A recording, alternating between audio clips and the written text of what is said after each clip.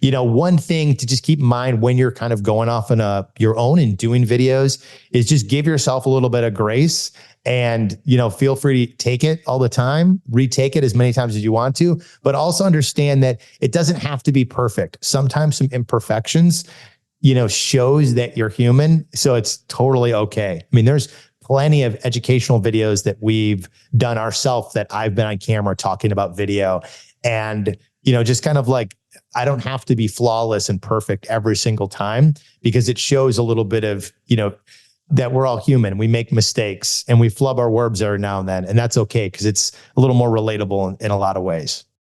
Welcome to Your Intended Message, the perfect place for leaders and promising professionals who want to convey the intended message for greater success. Every week, we interview experts who address the challenges and best practices to deliver your message effectively. That might be one-to-one, one-to-few, or one-to-many.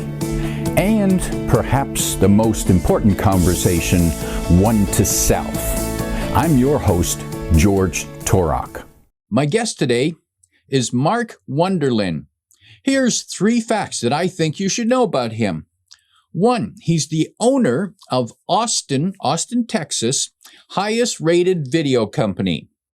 2, his team creates cinematic business videos with marketing in mind. And 3, he loves to travel as much as he loves creating video content.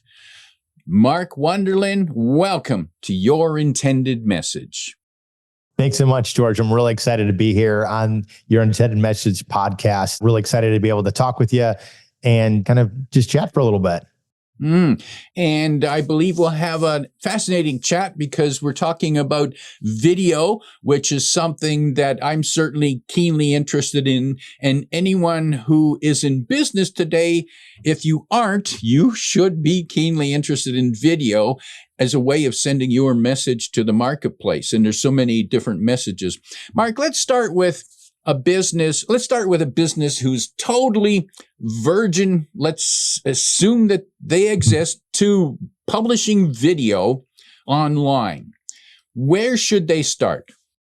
Well, you know what? The easiest thing to start is just the video camera in your pocket. So if you're a solopreneur and you're starting out and maybe, you're an army of one and you're thinking about creating content for your business, just start with your phone. I mean, right there, it's a great way. They're great cameras and it's a great ability to connect with your audience, talk a little bit more about your product and service, and really educating and providing value in the marketplace. So I really think that if you're going to do video, there's usually 2 different types of roads.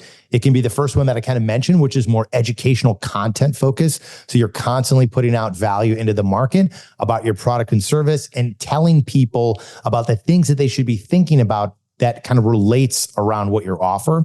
The other component is more along the lines of what we do, which is more marketing focused content, which is more direct marketing, where you're, either doing an ad or you're creating a promo video or a customer testimonial that's a little bit more polished. And that's another route that you can go to as you kind of build your brand and your company when you're just starting off doing it by yourself. Well, let's start with the phone selfie video. Yeah. For a person who's got their phone and they know their business, how do you suggest they start getting their mind working to producing a video that someone might watch? Well, I think the best thing, George, is trying not to overcomplicate things and understand that the type of product or service that you offer, that is your core competency, and focus on that. Don't necessarily try to get too caught up in being a YouTuber or a video production company like us. So I think a lot of times people will spend so much time and energy with what light should I have? What type of camera should I have? What should my audio be like? Should I be thinking about, editing software? And all those things definitely are somewhat important, but think about what your core product is and the value that you can provide people and your message. And that should be really the foundational principle when you're kind of getting into video and trying to do it by yourself. I think oftentimes people will use that as a crutch not to get started. It's almost like buying the treadmill, right? People get so excited about working out. They buy the treadmill and they think, okay, I'm doing something, but they don't actually take the action. The most important thing when it comes to video is just taking the action. And when you're creating educational content, it's just taking the action one by one by one by one. If you're in the business world, you've probably heard of Alex Hormozi. He is the king. He's the GOAT, as everyone says, for educational content. But if you roll back 2 or 3 years ago when he first started, he literally was just doing it on a laptop, like a closet. It looked like a hallway. He was recording the videos, but the information was so powerful. And that is really what has that, among other things, has really built him into what he is today. Information counts? Absolutely. I think really it is the information and the value and the message of what you're providing. So if what you're providing is valuable, all the other things that we typically do as a high-end production company is not going to make that big of a difference when you're starting off on your own and you're just trying to provide value in your market. People are very unforgiving when it comes to the quality of the content from an aesthetic perspective, but they're more unforgiving when it comes to the actual value. So if the value of what you're providing is more important, then the quality doesn't necessarily need to be there when you're just starting off. So if people are saying, so if you're just starting out producing video, and people are watching the video and they're thinking or saying, well, the quality, the lighting wasn't so good, but he had a good point. That's something I want to check out. That's a good place to start.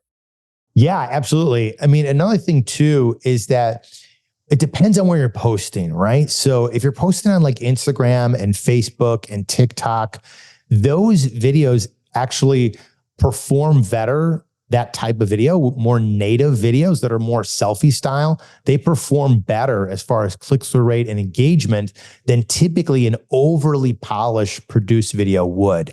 And the big reason for that is because when people are going through, let's say, their Facebook feed, they're not looking to be marketed to. They don't want to have ads, right? What they want is they want to have more of a looking at their friends and their family or other people that follow them or have interest in what they're doing and what they're interested in. So typically, a lot of times, if you're running an ad, it will perform better natively as a selfie video because people don't realize that it's an ad. So that's something to kind of keep in mind when you're on those platforms. Now, when it comes to more YouTube or LinkedIn, those are a little bit more professional platforms where people are looking, their intent is different. On LinkedIn, they're going to learn something. Their intention is to learn something. On YouTube, their intention is to learn something. So having a little bit more polished video can be in your benefit. Those selfie videos with the camera, how long should they be?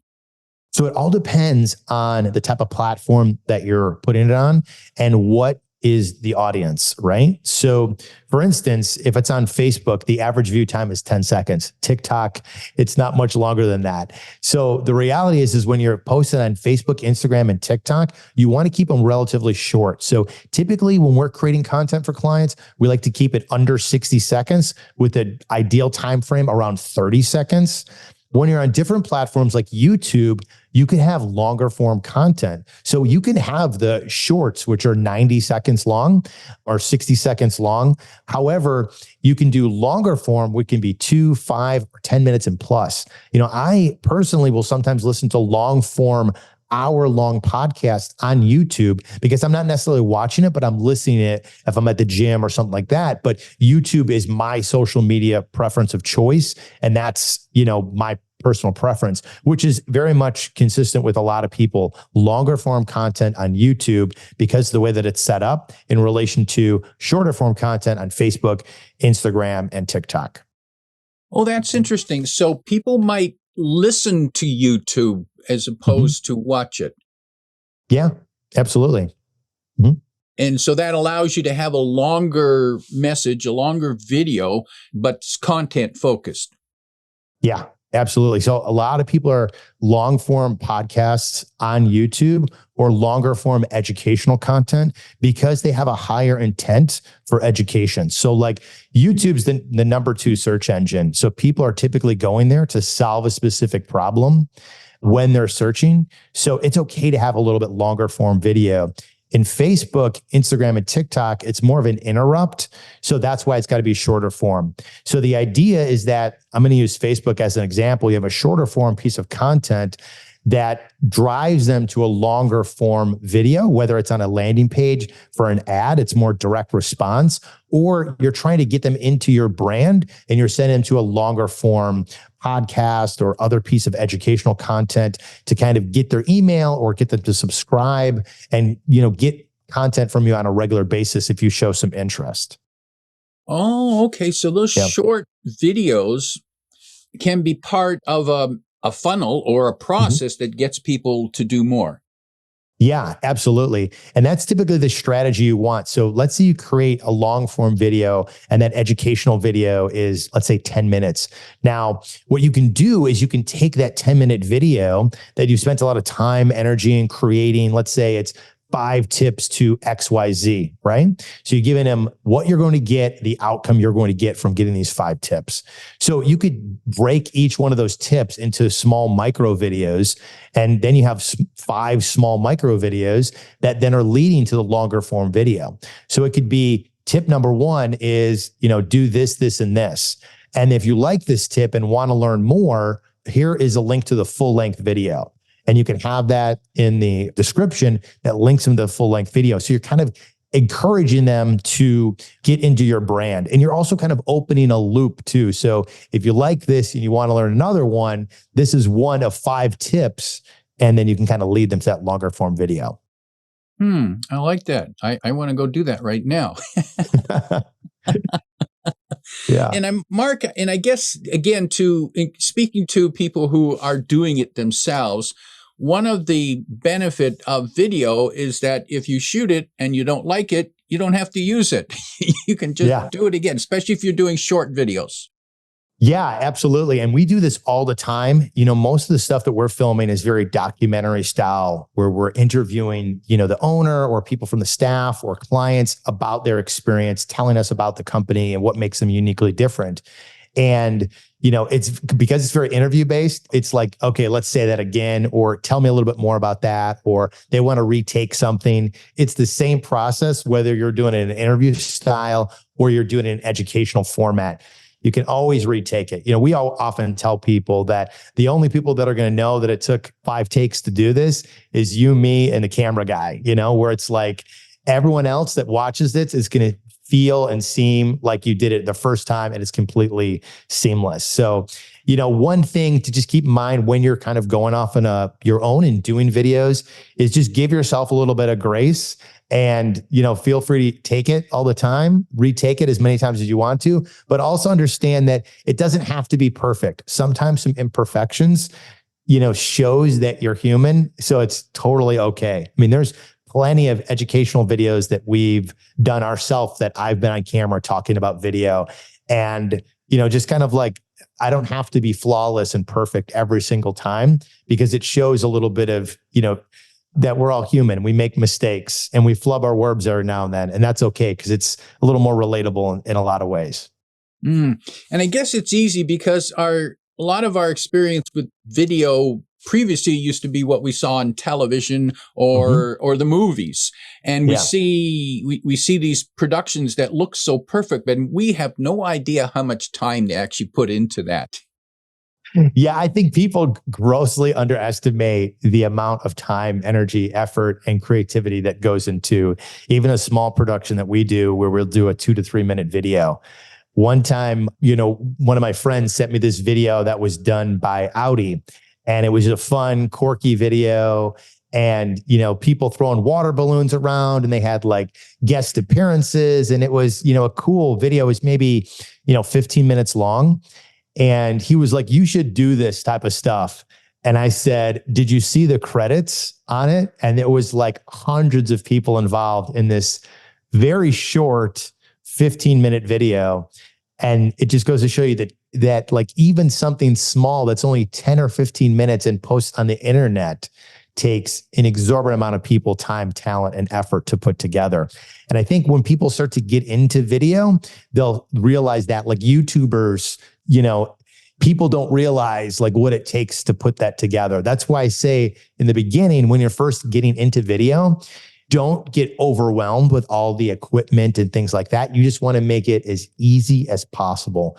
If you have something to say that can provide value to your audience that is relatively around your products and services, then just grab your phone, create a video, and post it online and make it as simple as possible. Don't overcomplicate it. Mark, when people come to you to ask you for your help with videos, they come with this, we think we need videos. Mm-hmm. Where do you start the process and where do they go? What kind of videos should they be producing at first? Where do you start that? Yeah, absolutely. So most of the time when clients are looking for video from us, they're looking for typically what's called a business promo video. And that's usually where we try to steer them. So the conversation that we have about video is a little bit different than most other production companies out there. I really want to understand, what are you doing for marketing? What's working? What's not working? What is the problem we're trying to solve that this type of video or other types of videos will help solve in your marketing strategy? So sometimes it's a promo video. Sometimes it's a case story or testimonial video. Sometimes it's a series of videos that work in your funnel to increase trust and credibility. So we really try to understand what is the problem that they have and how can video, what type of video will work or what series of videos will really help them. The two most popular videos that we do is what's called a business promo video. Some people call it a company video. Some people call it a brand story video. It's essentially a 2-minute video that tells the story about what you do and what makes you uniquely different. And I say tells the story about you very lightly because I often have to explain to clients that it's not really a story about you as much as it is a story about your customer's journey. So it's really about what is the problem or the pain that your customer has? How could you uniquely solve that? And what does their life look like once you've worked with them? And that's really what you want to do, because however people are seeking you out with your primary marketing objectives, whether it's SEO or pay-per-click or social, when they come into your business or brand, they essentially are acknowledging that they have a problem and they want to make sure that you can kind of solve that problem. There's a story that they're already playing in their head, and they want someone that's going to help change and transform that story, whether it's in the form of a product for a result that they want or a service for an objective that they're trying to achieve in their life, whether it's their business or personally. So that's really what we kind of work with clients on: understanding their marketing, understanding their client, and creating a video or series of videos that will help achieve those goals. Mark, I think that's worth emphasizing what you said there, that the video where we tell our own story is not our life story and about our founder. No one cares. The story is about our customers, how we help their condition. Absolutely, George. I mean, I hear all the time that people want to talk about their accolades and everything like that. And that's okay to kind of sprinkle in there a little bit for like a credibility. But at the end of the day, it doesn't carry as much weight as like understanding them meaning the customer, and providing some, stories about their customers as well. So what we always like to do is, like, it's great for you to talk about your business, but it's even more powerful for customers to talk about your business. And I think oftentimes with the way a lot of video companies will create testimonials, they'll just say, tell me about your experience. And then it ends up being a cheerleading thing. Oh, they were great. They were wonderful. George was the best. But really, the way that we create testimonials, whether it's in a larger video or it's a specific testimonial video, is really we're trying to show a story of transformation, right? So I was at this point in my career and my business, and I was super hopeless. I tried all these different things. Nothing seemed to work. Then I came across this company. And in 3 months, it completely exploded. Things totally changed for me. And to be honest with you, I was reluctant to do it because I've been burned so many times before, but it's been the best decision, right? So it's kind of that type of framing of an objection turned success, where they were at and where they're at now. Because we're trying to anticipate the person that's watching this video. What is the problem that they have?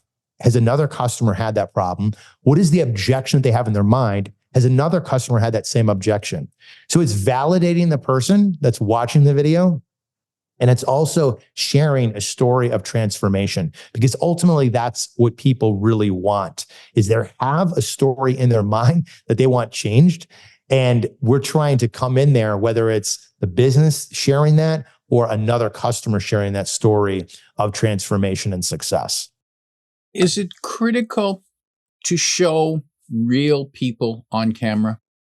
Yeah, absolutely it is. I think more than ever, it's important, specifically because of all this AI stuff, right? So there's AI generated people, there's AI generated chatbots, there's AI generated everything. It's like AI is just the buzzword for sometimes a filter. What we used to call filters and we used to call templates are now AI. That's the buzzword.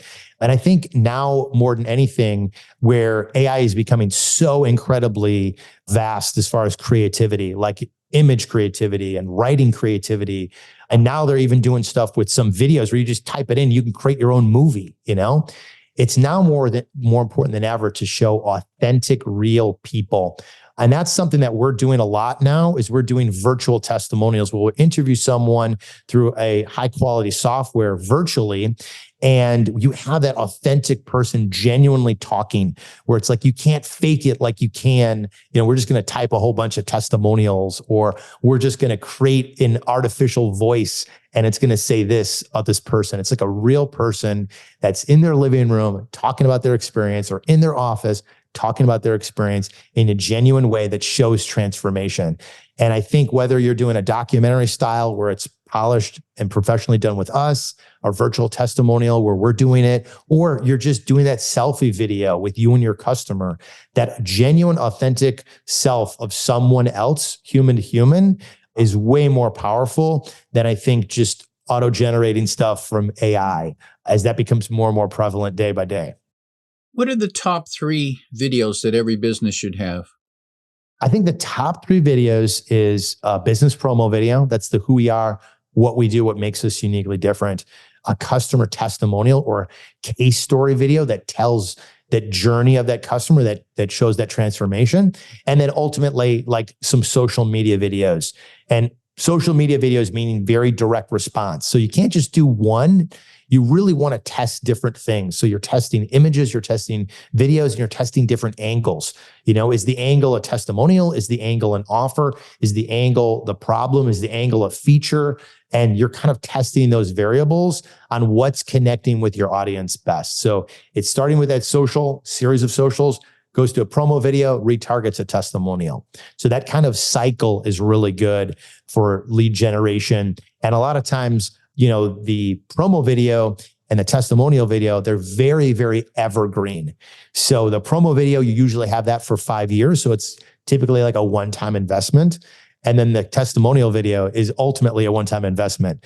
We have testimonial videos that for our own company that we've used, for over 5 years. We've done testimonial videos for clients that have been, well over 7 years. They still use them because it's all about an impactful story that you've had on that person, whether it's a product they've used or ultimately a B2B service that they've invested in and it's changed their business in a positive way.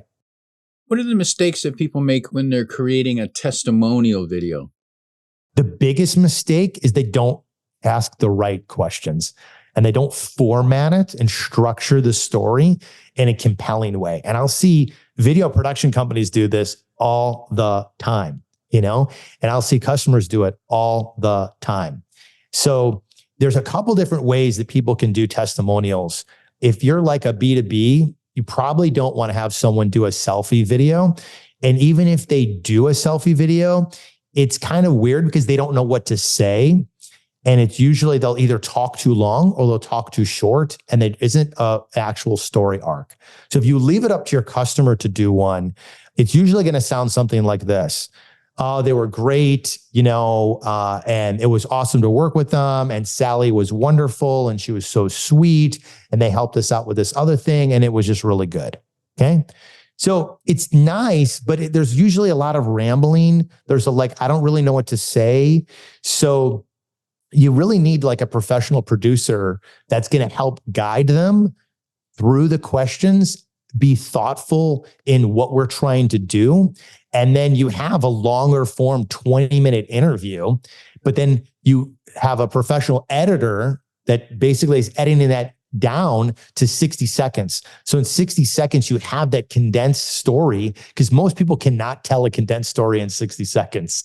So you have that condensed story done, and then you wrap it around like a professional presence that's really well branded. And that's what we do with virtual testimonials, where we're interviewing someone for 20 plus minutes. You still have that authentic feel of it being like, at their office or in their living room. And you feel like, okay, this is a genuine thing, but it's structured in a way where the person watching it isn't going to spend 15, 20 minutes watching a testimonial, right? But it's structured and it's professional for the business, but it's structured really well for the viewer itself.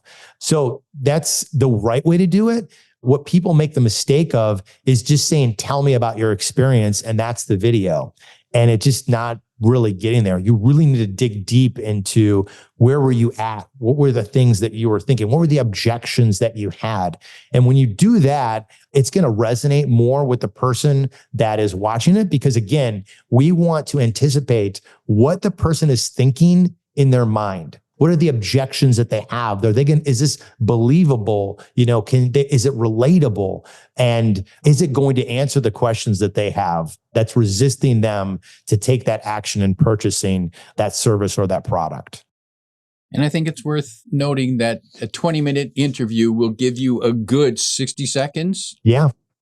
Yeah, as long as it's done in the right way. I mean, typically when we're asking someone a question, like George, you're asking me a ton of great questions, and some of them are long, some of them are short, so it's like, it's about, having the person that's asking the questions as the producer in the way that's going to get the interviewee to respond in a way that's going to be good for the edit, but then also be concise enough for the person that's watching the video. So there's a lot of things kind of on the back end, like we were talking about earlier, that people don't realize that has to be done in order to get that 60 seconds. So it's like there's meetings beforehand, and then there's the full interview, and then there's editing, and then there's revisions, and then there's animation, and there's all these things that go into this 60-second video. But it's a 60-second video or a 90-second, video that basically is going to help in your marketing and your sales, for sales enablement, and will really help for a long period of time and can be leveraged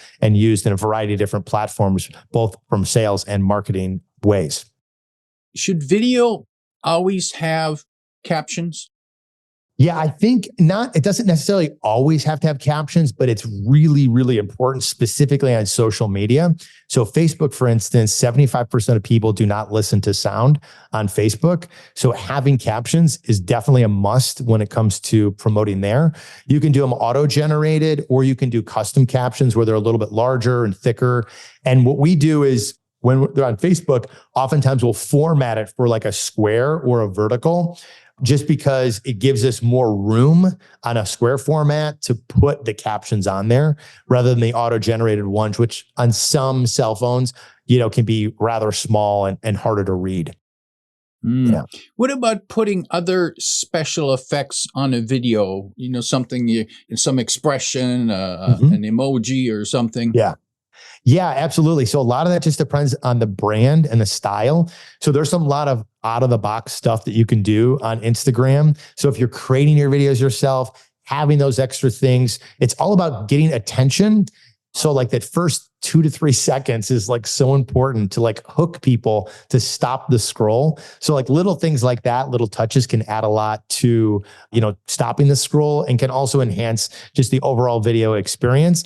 And if it's kind of consistent with your brand, it's a great touch.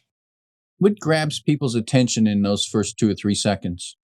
Really, it all depends on what the product or the service is, but typically it has to be something that is very compelling to the audience. So that hook has got to be like a really compelling line, or something very, very visually that is stunning, that is going to stop them from scrolling. So, we've been talking a lot about testimonials. So the way that we structure them is we structure them like, first, what is the hook?